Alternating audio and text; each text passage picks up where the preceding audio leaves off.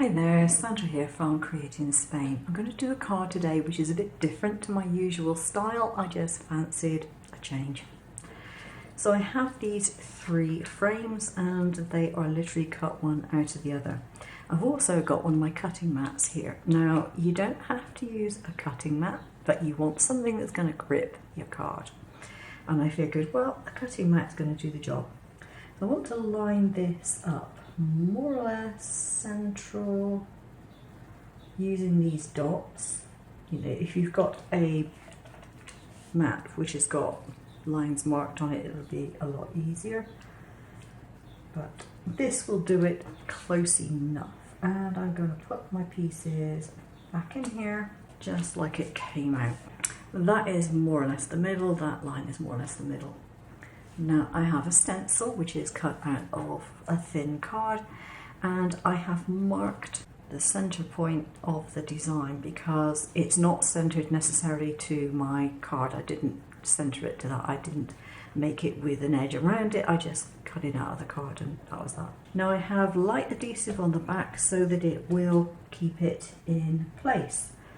The last thing I want is for this to shift around and for things to lift up while I'm doing it. Now for this, I've chosen to use this Createbox texture paste. Now it looks like it's just a white paste, but in actual fact it's a clear transparent paste with some glitter effect to it. It's just rather pretty. And I thought, oh, why not? Why not use this? Go around the edges first and then fill in the middle. Disposable stencil. There's no way I'm going to be using this again because the texture paste will of course make it wrinkle.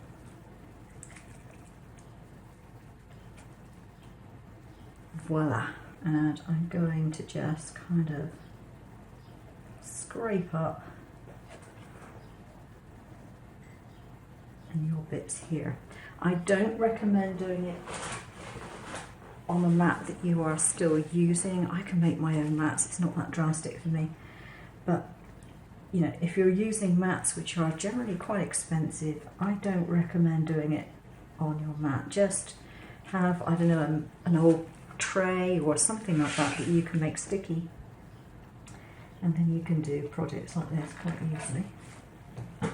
Next thing I need to do is to lift it up by one corner, take it off of there, simply so that I can clean my mat straight away.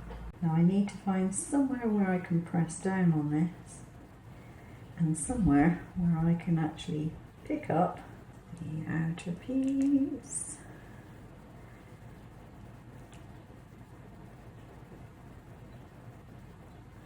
And do it very gently because you don't want these to dry and be stuck together. That would kind of be annoying. And it does dry relatively quickly, especially at the moment because it is very warm here. I could match them up afterwards, I just needed to get them to separate because otherwise the whole project would be completely ruined.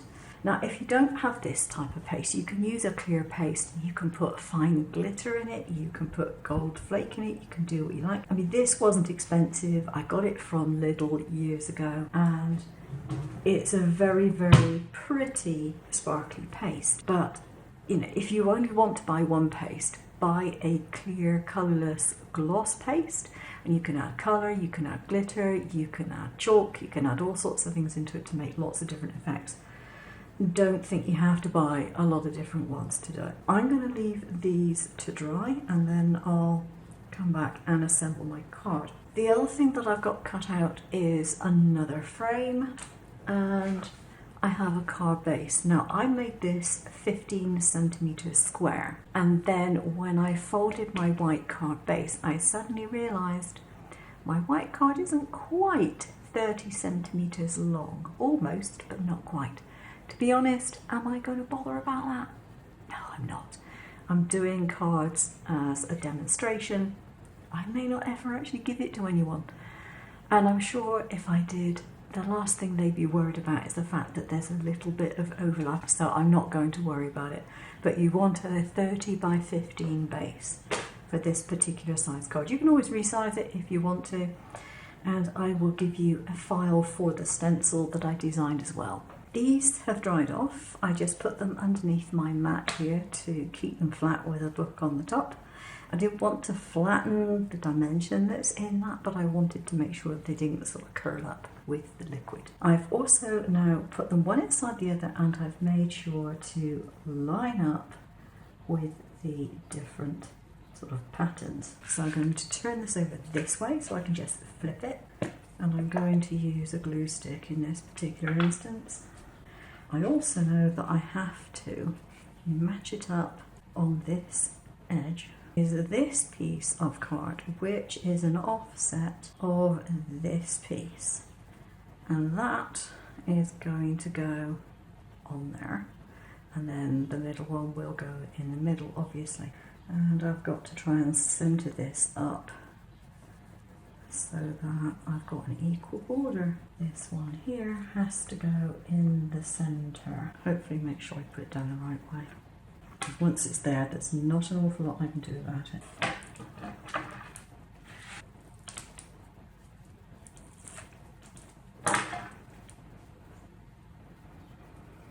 Flip it around to the right way. There we go. So I've got my layers in place.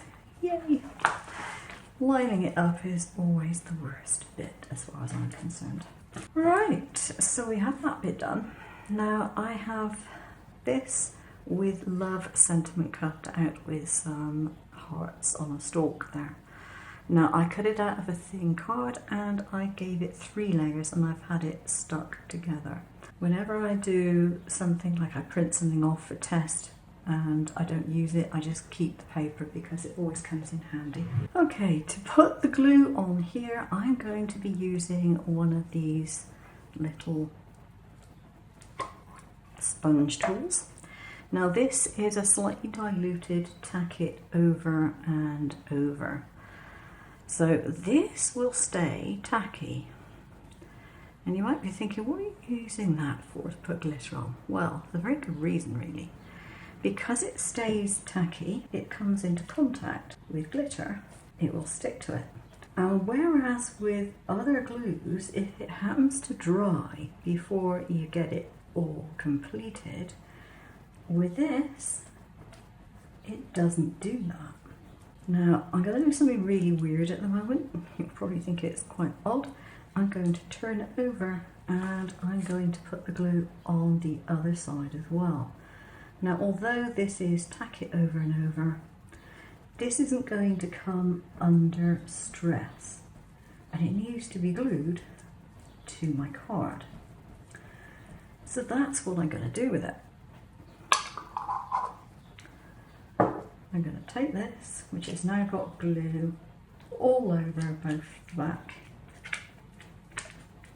and the front, and I'm going to put it in the position that I want it. I'm now going to put over my glitter. Now my glitter in here is a mix of an iridescent glitter and a white glitter and probably a few other things. It's kind of a grey looking one. So I'm going to put my glitter all over this. Now because there's no other wet glue on here, I should be able to put this on and then just brush off the excess onto my paper and then put it back into the jar. And then when it's had an hour or so, I will come along with a brush and I will just take off any of the loose glitter which is on there, but there probably isn't going to be a massive amount of it. I'll just brush it into my bin. So here's the finished card. I think it came out really well. I love the fact that it is very pretty, but it's also subtle with it. I think it would make a great card to give for a wedding. It would even possibly be a card that you could send someone who's lost someone recently. It's just that kind of card. There's something serene about it, I think, which is rather nice. So I will give you a link to both the file for all the panels and things and for this little sentiment piece and for the stencil that I used, that I designed to do all the little fancy pattern there as well. So you get quite a lot in this file, so I'd suggest you download it, because even if you don't want to make the actual card, the stencil itself is really quite pretty for background use. Okay, that's it. Thanks very much for watching. Leave some likes, subscribe if you haven't, and I'll see you soon. Take care now.